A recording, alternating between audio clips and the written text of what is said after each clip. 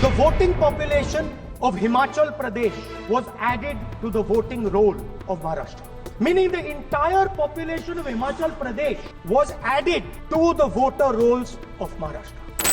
तब्बल 70 लाख मतदार महाराष्ट्राच्या विधानसभा निवडणुकीत वाढले. ते नेमके कसे?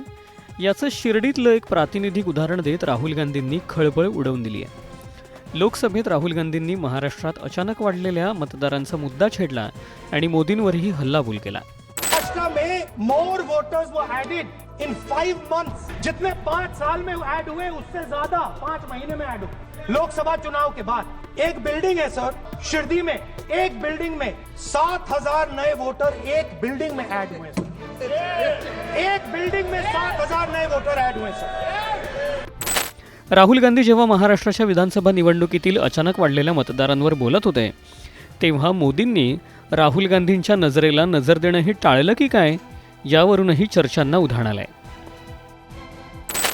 Now, the most interesting part, and the Prime Minister is not looking at me.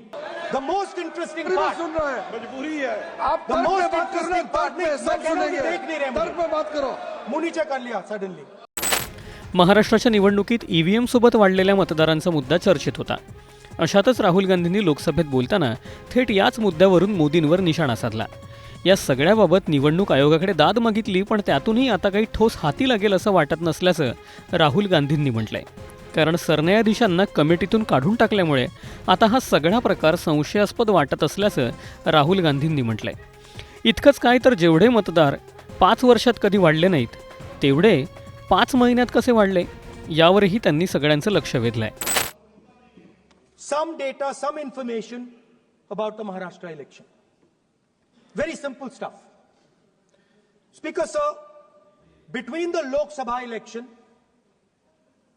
which the India Alliance won, and the Vidhan Sabha election, the voting population of Himachal Pradesh was added to the voting roll of Maharashtra. Meaning the entire population of Himachal Pradesh was added to the voter rolls of Maharashtra. Please understand what I am saying. In Lok Sabha, the difference between Lok Sabha and Vidhan Sabha was the population of Himachal. The entire population. What? Almost 70 lakh new voters suddenly arrived between Lok Sabha and Vidhan Sabha.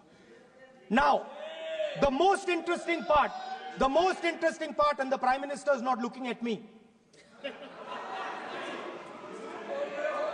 The most interesting part. सुन रहे हैं, मजबूरी है. आप The तर्क पे most बात कर रहे हैं, interesting part. तर्क पे सब सुनेंगे. देख नहीं रहे तर्क पे बात करो. मुंह नीचे कर लिया suddenly.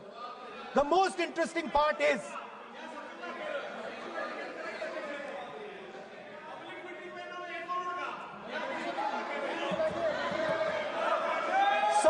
Sir, Maharashtra में more voters were added in 5 months in Maharashtra than were added in 5 years in Maharashtra.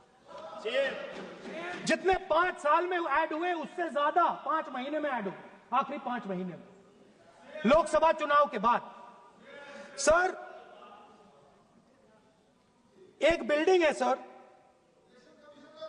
Shirdi में, एक बिल्डिंग में 7,000 नए वोटर एक बिल्डिंग में ऐड हुए sir.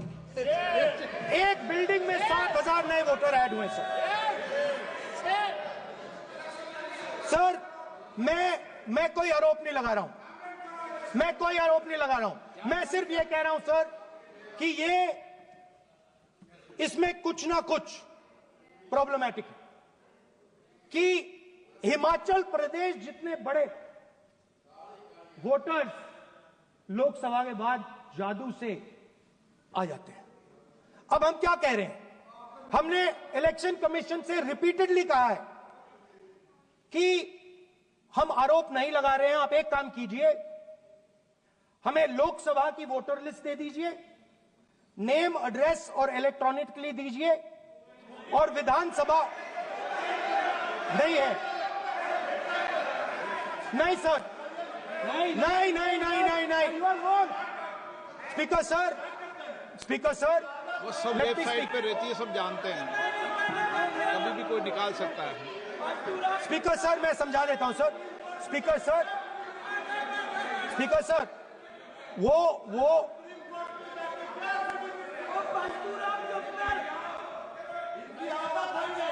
Speaker sir, we have asked, speaker sir,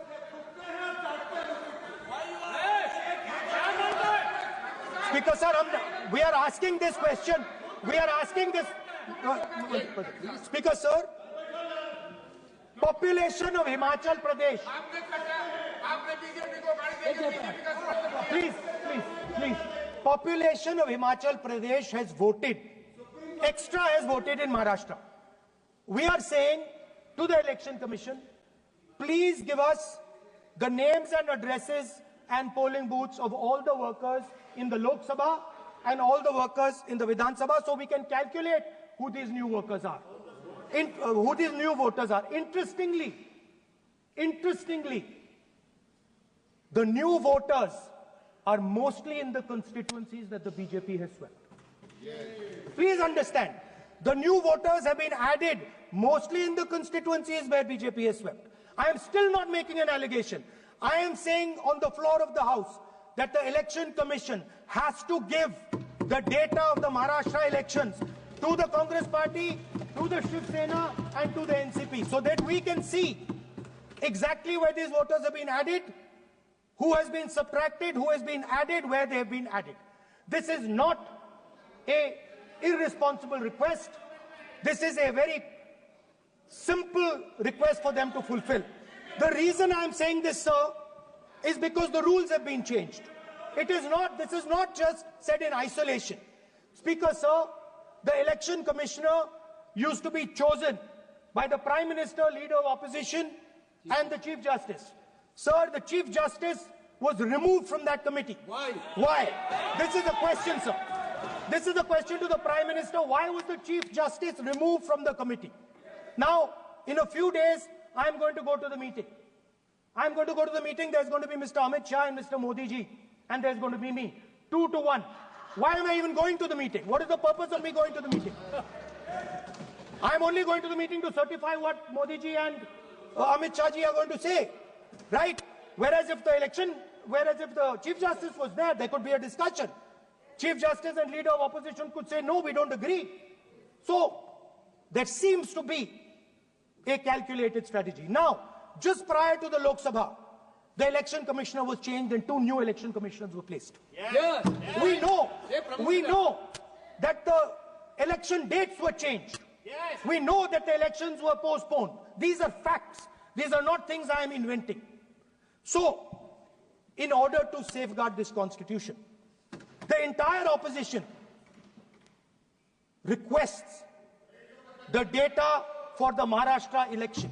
We request the data and the electoral voter list for Lok Sabha and the corresponding list for Vidhan Sabha. And I am very confident that the Election Commission will not give us this information. Speaker, sir, that is broadly. So the third element of our President's address would be a determined defense of India's institutions, of our democratic system, and a re-look at our entire democratic framework, and the looking again at all the institutions that have been taken away from the people of India. So those would be the type of things that we would say in a presidential address. I'd like to finally say one thing. In the last, थोड़ा बढ़ा देता हूँ. अब मैं थोड़ा और खींचूंगा. अब और खींचूंगा थोड़ा. अब और खींचूंगा. So in the last, there is a background, a philosophical background to what I am saying.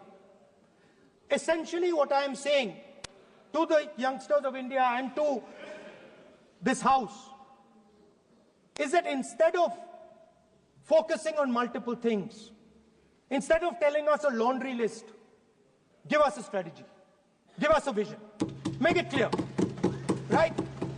Now, there is a philosophical basis to this. There is even a deep